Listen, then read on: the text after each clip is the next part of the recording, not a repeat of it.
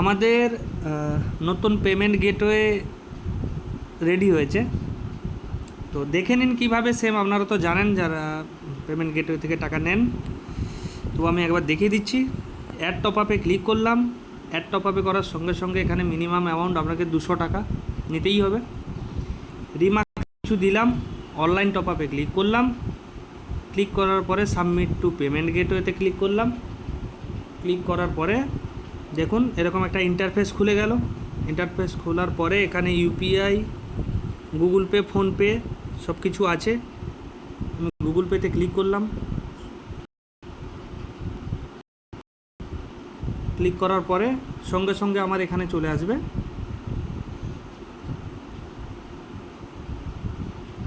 Agri পেতে payment add করার জন্য যে চার্জটা কাটতো 5 টাকা 90 পয়সা, এই পেমেন্ট গেটওয়েতে কোনো চার্জ কাটবে না। আপনি 200 টাকা নিলে 200 টাকাই আপনার অ্যাকাউন্ট থেকে ডেবিট হবে।